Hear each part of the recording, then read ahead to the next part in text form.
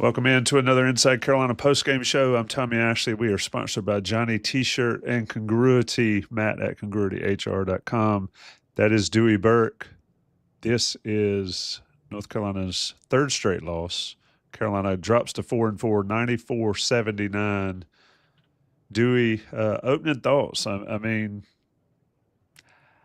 everybody wanted to see the starting lineup change, and Drake Powell certainly deserved to be in it. I'm not sure it makes a lot of difference with the issues that this team has. Yeah, there's not a lot of positives to point to. Ian Jackson would be the only one for me in terms of this game. Drake's been good and will continue to be good. But yeah, look, outclassed in the front court. I'm shocked statistically somehow we out-rebounded them in that game. It didn't feel like it, certainly. And if there was a stat for meaningful rebounds versus meaningless rebounds, they definitely had more meaningful rebounds. They made more threes. They got to the rim without putting up much of a fight. Lots of dunks, lots of layups. And as you said to me off air, unfortunately, it never really felt like we were in it. And it was sort of eerily similar to the Auburn game.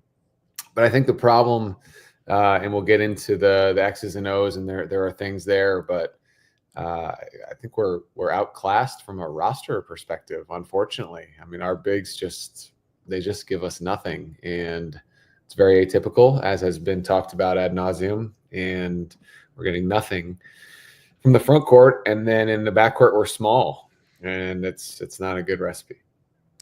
Yeah, let's start on the defensive end. And something I said, tweeted it, and this is something we talk about a lot on the football side, on defense at least, is like find something you're good at and do it. Figure out what you're good at and commit to it 100%. In football, it's stopping the run or whatever you want to do.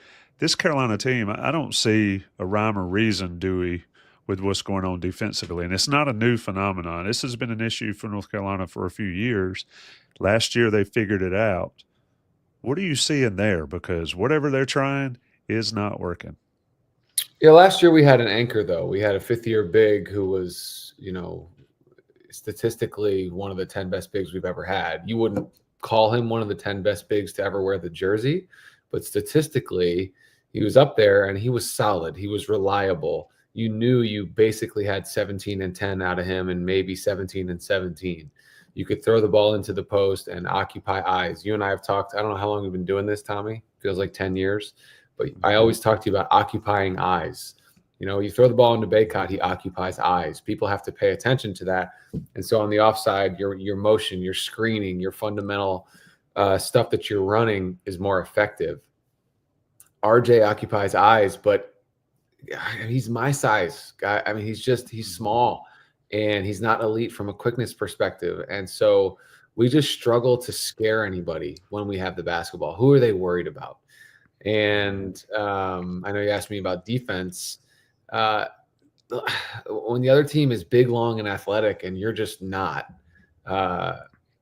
you have to be the guttiest, toughest,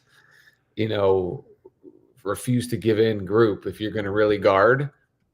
And we've not shown the ability to do that. I mean, you can think back to players at Carolina. I mean, think one of my teammates, right? Wes Miller, right? He's also my size, but he was the toughest, grittiest, in your stuff guy, and he made up for his lack of size with that.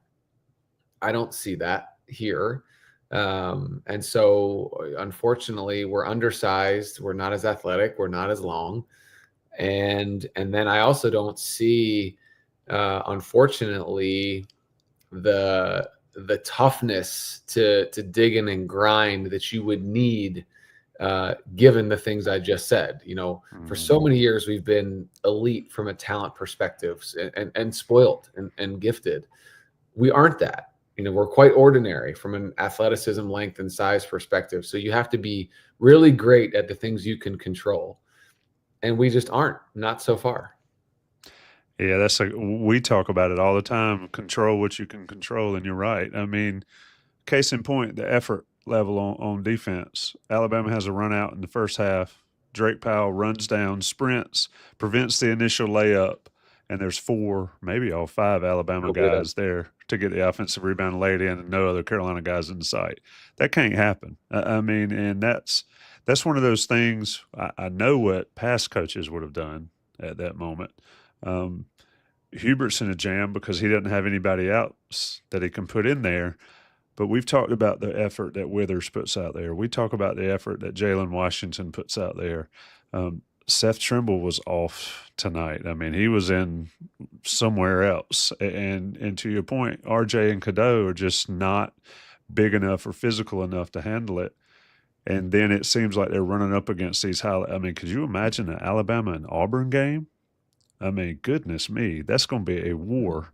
There's a war going to go on down the road in Durham, and a little bit the same type thing. But Dewey, how do you correct the effort issue? I don't doubt that these guys play hard. You know, they think they're playing hard, but looking at it from afar, and whether you're there or on TV, it doesn't feel like it, and it just certainly doesn't seem like it. So somebody in the chat says, "Is effort coachable?" I know what Roy Williams used to say. Never wanted to have to coach effort. Never did. Your thoughts there with this team, because something is, to your point, they're not good enough to get by just being good enough. They've got to play hard and play harder than the other team. And let's be fair. That is something that Coach Williams said all the time. I refuse to coach effort. I never should have to. He still did, right? I mean, you had plenty of guys that he had to kick in the ass to play harder, and so that it sounds nice. And I'm not speaking poorly of my coach, but you have to coach effort. You do. I know he didn't like to or say that he had to, but every coach does. But and I didn't play for Hubert even as an assistant, so I don't know what he'll do tomorrow in practice or if they're off the next day. But if that was when I played, we would likely walk into not the gym but the practice gym, and there'd be no rims, and it would be 2.5 hours of defense and conditioning. And that was him sending us a message that it doesn't even matter what you want to try to do on the offensive end. If you're not willing to dig in and guard and box out and be tough, why do we even need a rim, and why do we even need balls? And we had a couple of those practices every year I played.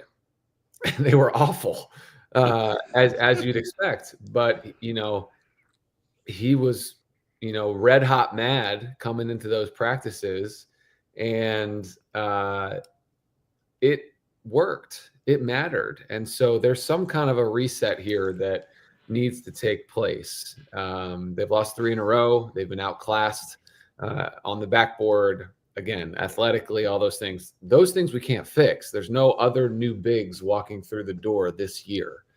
And so, again, the things we can control are how hard you play, your pride in the jersey, and, not just, sorry, I'm getting a FaceTime from my spouse. The things you can control are not in our control at the moment, and that's unacceptable. If I'm on the staff, if I'm a player, if I'm around the program, we aren't doing the things that we should be doing. And you can call that coaching, and there's certainly a part of that. I'm not going to sit here and not say Hubert and the staff are not responsible, but I believe that's more on the guys. Like it's inexcusable. You only get so many times. Ask any of the guys I played with, anybody who's done. It's an old adage, but like, man, one more time to put it on for me, it was the ACC Big Ten Challenge. This is the ACC SEC Challenge, marquee game, ESPN. I'm in New York City, walking back to my hotel. Every bar I walk by, this game is on. That's what it is. And we didn't play like it was that big. And it certainly reflected in the scoring. Carolina down at half, down by double digits at the half. Let's talk about the offense a little bit, because Carolina, I felt like this year was going to be Pac-12 football, right? Like old Lincoln Riley football. I'm going to outscore everybody. The defense is going to give up a ton of points. I'm going to outscore everybody. We're going to win some games. Might have to win 100-98, but we're going to do that. Elliot Cadeau, 0 for 4, combined with R.J. Davis, 7 for 24, so that's 7 for 28. toss in Seth Trimble at 4 for 13. So you going 11 for 41 from the big three that you have to have. RJ struggled this year, Dewey. Is it time to be concerned and worried and red flag and sirens at this point in the season, 8 games in? Yes. I mean, you have to say yes to that. You know, we talked on an earlier podcast. Marcus Page struggled, and I want to go back and look at his first 10 games his senior year, because it wasn't what he was in his junior year. He eventually got there and was a marquee player that helped carry a team all the way to the national championship. I just make the point that they're somewhat similar. You know, they're undersized. They weren't elite from a quickness perspective. They were skilled. They could shoot it. But Marcus really struggled in the early parts of his senior year. So it's not like it's foregone that we're never going to get him back. But he's pressing because the team is struggling. He had so many other weapons around him last year, and so many of those guys were so experienced, and we had size, and we don't have those things. And so he's clearly pressing, and that's tough. And I don't know how much. No, look, Ian tonight showed he could be a threat, and more minutes for him are warranted. Obviously, career high 23. But who are you worried about if you're guarding us other than RJ? Well, nobody. And so they put a 6'10" guy on him and said, hey, we're just going to guard this guy with length and make him shoot over the top. If he scores 30, he might, but we still think we're going to win. And he didn't shoot it well. He didn't score 30, and they blew us out. I just don't think on a scouting report perspective, you're real worried about what we're doing offensively. When you run the pick and roll all the time, it looked like Alabama wasn't even worried about the roll man or the pick man. So is there a change you could make there in the offense? And I'm not saying, Hubert Davis needs to change up everything, but what are options for this team that you see watching from afar? Because I saw a lot of standing around, guys standing in each corner, and RJ, to your point, trying to find an opening to get a drive because he couldn't get a shot off over whether it was Grant Nelson or the freshman big they had on him at times. So what are the options here? Because it seems pretty limited. It does, and you mentioned that Alabama wasn't concerned about the roll man. It's because they were so big and athletic at the rim. It was like they were daring us to throw the roll pass to Jalen. It's like, well, I'll just meet you at the summit and I'll take my chances. And then when we had several pick and pops for Jalen, who's marketed to be a good shooter, he didn't make any of them, right? So you're not concerned. Every 4 minutes you have a timeout, and you go and you assess what just happened the last 4 minutes. And if you're Nate Oates and your staff, you're saying, if they want to throw pick and pops to Jalen Washington and he wants to shoot threes, let him do it, right? Because he's not under the rim to offensive rebound, and we just rebound it and go. And so you're just continually telling your team, focus on RJ. He's the only one that can get 40 on us. And that, to me, that's what it looked like their defensive game plan was. All eyes on RJ. Let's dare the rest of them to beat us. And we shot the ball horribly. So, look, there's no good answer, right? I mean, how do you solve that? Good ball movement, good screening, good schematic.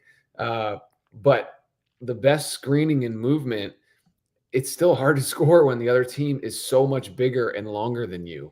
And we're not going to solve that. And so to me, the only answer is getting in transition. And the only way we get in transition is if you guard and defend and box out and finish the defense with a rebound. And we've talked about this. Defensive emphasis, the number of times on our practice plan, the defensive emphasis was finish the defensive possession with a box out. We don't do that enough. We don't guard well enough that we can get out and run, because that's how you beat size, is you outrun them. But what was our points in transition? I don't have it in front of me. Tell me. It was actually better than I thought. They had 18 to 15. This is why I don't really look at stats a ton. Carolina outscored them in transition, 18 to 15. Carolina out-rebounded them. Carolina had 15 points, second chance points, to 8 for Alabama. The bench outscored Alabama. Points in the paint, Carolina. Points in the paint, what was that? Carolina outscored them 50 to 44, which I never would have thought that watching that game. I mean, they made a bunch more threes. But to answer the question you asked, how do you figure out a way to score more baskets? The half court doesn't appear to be it. We don't have a post player to throw it into. RJ's struggling. Cadeau can't really create for himself because he's not a threat from the perimeter. Ian Jackson can create his own shot. The way we score more and get some kind of flow is in transition to me. Absolutely. Somebody in the chat said they kept missing layups. Carolina actually wasn't terrible. It was 17 of 26, which I would have thought it was a lot worse than that. I would have thought Alabama had more than 23 layup attempts, but they did not. It's just a weird. Yeah, the stats don't tell the story. It's funny how it felt versus what the stats are, but we didn't feel like we were a threat. Unfortunately, I think Alabama was very comfortable. They ran their stuff. They got to the rim when they wanted. They set a bunch of back screens and side screens for open threes off penetration. Somebody just said in the chat, I don't think Alabama broke a sweat. It kind of felt that way. Yeah, exactly. Alabama led wire to wire pretty much. We're going to end it with a positive, though. We're 16 minutes in. We're talking with Dewey Burke and Johnny T-shirt and congruity of the sponsors. Dewey, Ian Jackson, 23 tonight, 10 of 17 from the field. He did it at all three levels. He played a little bit of good defense. He gets lost on defense some too. Drake Powell had another nice game. Didn't shoot enough. Drake scored 18, I think, a week ago against Michigan State. Only scored 6 tonight, but he's another one of those guys. Are those two guys the hope for this season, at least to make it somewhat joyful watching? I think you just got to let them go. You got to live with the fact that they're going to make mistakes. I mean, in being fair, and I don't think I'm being overly critical, like Ian made some brutal defensive mistakes. Like he got switched on Sears a couple times and he was in the blender, like no shot. And but that's what being a freshman is. And I think you're gonna have to live with that because he's pretty explosive on the offensive end. And look, I think Hubert started Drake, right, for a reason. Withers is tough for me to watch out there for a number of reasons, and he's 23 years old. Like, I mean, the future is not there, and so Drake's got to play a ton. Ian's got to play a ton. The one thing we haven't tried is like super small ball, and maybe that's something we attempt. It would be anti the way we've always played, and but I think you got to consider it. Put Drake at the 5. But I think Ian's going to play more and more. So explosive offensively, like you said, all three levels. Finishes at the rim, mid range, made some catch and shoot threes. Made the step back 3 on the bottom left of the TV screen was NBA level, right? I mean, that was beautiful. So look, yeah, we got to play those guys. It's not even a question. Yeah, Carolina struggled against Alabama. Goes to 4-4 on the season. The SEC is flat out killing the ACC. I like when I see the ACC commercial, and I don't know if they showed it in New York, but it's like the best college basketball conference, the ACC, and I was thinking it's like, been a while, hasn't it? I was going to say this is not the mid-90s. The SEC is dominating. Carolina dominated. Dewey, it's always a pleasure to talk to you. I know you're out and about, but you take the time to join us at Inside Carolina, man. It's always fun. Somebody asked, why do y'all keep doing these shows? Carolina sucks, blah, blah, blah, blah. And I said, because there is a job to be done, and Inside Carolina is going to do it. So appreciate it, my man. It's hard to do them when we don't play well. It's much more fun to do it when we win. But hopefully we give some perspective and look, I think we have quality kids, good character kids, and they're getting tested like they've probably never been tested before. Everybody's talking about it. They're 4-4. They're about to be unranked. So what are you made of? The schedule doesn't get much easier. Absolutely, it does not. Shout out to the 600 people that were in the live chat. Shout out to everybody at Inside Carolina, and everybody be safe and stay warm. Do we appreciate it. We'll talk soon.